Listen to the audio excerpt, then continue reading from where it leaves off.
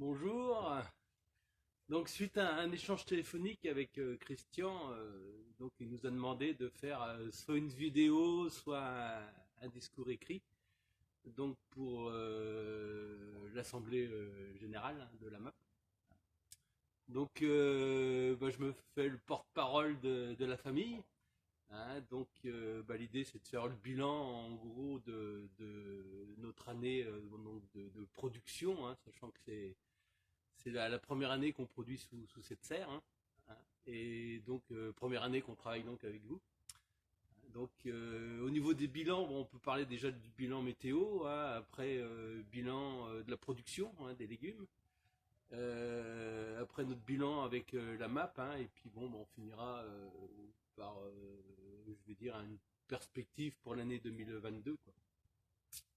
Donc bilan météo, donc on a connu cette année une année humide, hein, contrairement aux années passées hein, qui sont plutôt séchantes. Donc une année humide et puis donc en conséquence, je dirais que on a eu des productions, on a eu moins besoin d'irrigation, ça c'est déjà un avantage. Par contre, on a eu quand même un peu plus de soucis, on va dire, de maladies. Hein. On a surtout été embêté sur des choux rouges, hein, en fait, où il y avait de la pourriture hein, à l'intérieur des choux. Les salades aussi, hein, les paniers n'ont pas toujours été fournis en salade, hein, mais en fait on pouvait pas les garder parce qu'elles aussi elles pourrissaient quoi, par cet excès d'humidité. Après au niveau de la serre, vu que c'était humide en fait c'était moins ensoleillé et on a eu quand même moins de rayonnement au niveau de la serre, donc on était un peu pénalisé sur la production de tomates hein, globalement ouais, sous la serre. Par contre tout ce qui est concombre, tout ça, ça s'en est bien tiré. Quoi. Après, nous, notre leçon qu'on en tire, après, c'est plus des sensibilités variétales quoi, par rapport à ces conditions climatiques. Donc, il y a des variétés qu'on fera moins, type poireau. On a une variété qui a attrapé une maladie qu'on appelle la rouille hein, sur le poireau.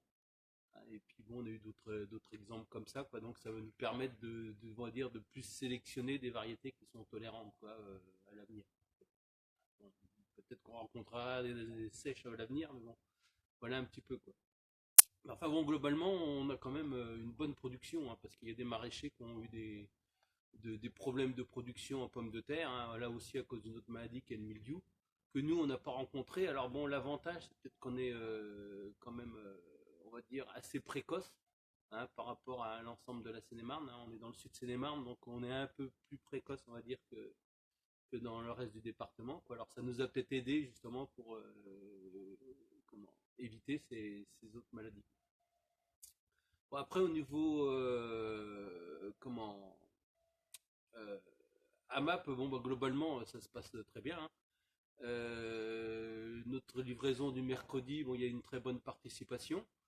Après, comment on avait demandé, de passer en gros d'une quarantaine de paniers à finir vers 60. Bon, on est à un peu plus de 50, quoi, mais bon, globalement, il y a quand même un bon effort qui est fait, quoi, pour répondre à l'ensemble, quoi.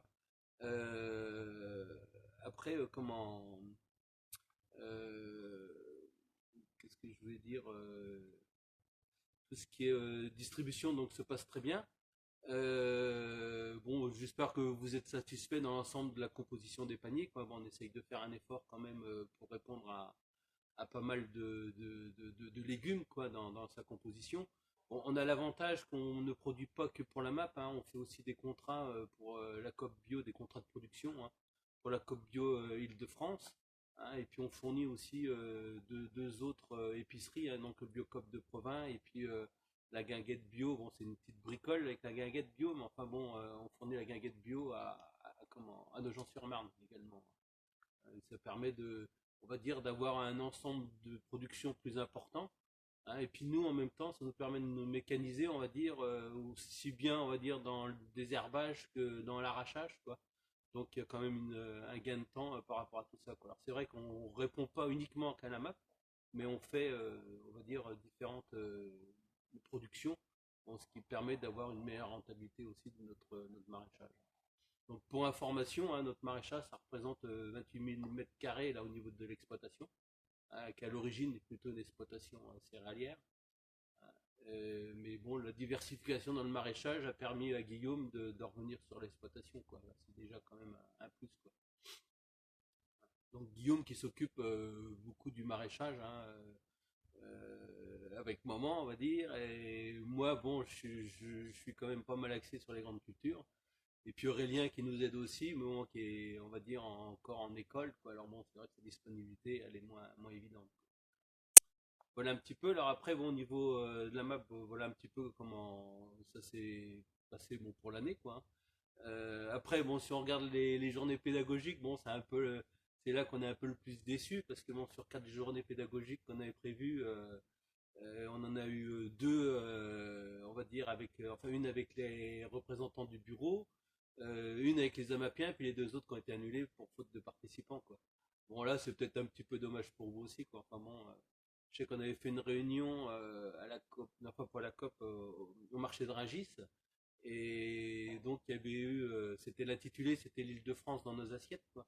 Et il y avait eu une intervention des parents d'élèves qui demandaient en gros qu'on ouvre nos exploitations, je dirais, aux citadins de façon à resensibiliser les gens à ce qu'était en fait le travail de la terre, quoi. Bon après, on a les portes qui sont ouvertes pour vous, quoi. Bon après, voilà, vous participez, vous participez pas, quoi. Bon, c'est vrai que c'est un petit peu dommage de bloquer des week-ends et puis qu'il n'y ait pas de participants, quoi. Hein. Donc voilà, après bon, nos perspectives 2022, bon, il y a rien qui va changer globalement, hein, en termes de débouchés, on va dire. Hein, on va rester donc avec la map de l'Epéreux. Bon, si vous pouvez encore avoir plus d'adhérents, on est preneur, hein. Nous qu'on livre, on va dire, maintenant on a une voiture qui est suffisamment grande pour livrer à l'Epéreux, hein, donc qu'on livre, on va dire, pour 60 ou 80 paniers, ça ne nous dérange pas. Après, au niveau des productions, bon, il y a des choses qu'on va changer, hein, enfin en moins grande quantité, quoi, on va dire, hein, de type carottes ou des pommes de terre, enfin des choses comme ça. Et puis bon, on va peut-être plus diversifier aussi, amener plus de plantes aromatiques, quoi, des styles basilic, persil. Hein, on en avait fait un petit peu, puis en fait, bon, on a vu qu'on ne pouvait pas toujours fournir dans les paniers parce que c'était pas assez important en termes de production. Donc on voudrait s'améliorer là-dessus. Après, bon, les tomates, on espère faire mieux l'année prochaine. Bon, on va plus fertiliser, hein, parce que bon, il y a des personnes qui étaient venues nous voir, style chambre d'agriculture, ou des personnes qui nous vendent les graines ou les plants, qui étaient venues et qui globalement nous disaient que nos tomates manquaient de fertilisation, quoi. Alors bon, on a fumé pas mal, hein, enfin on a amené du fumier de bovin, hein, au niveau des parcelles.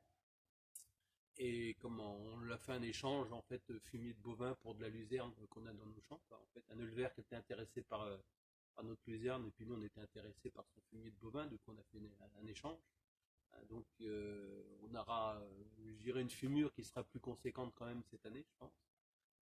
Et puis après, au niveau des autres productions, bon globalement on va rester pareil, hein. Au niveau des épiceries, y a rien qui change. Donc voilà, bon, j'espère que ça fait un bilan assez brassé de l'ensemble. Euh, En attendant, merci pour vous, pour votre confiance, hein. Et bon, on vous souhaite une bonne année, hein, une bonne santé à tous. Merci.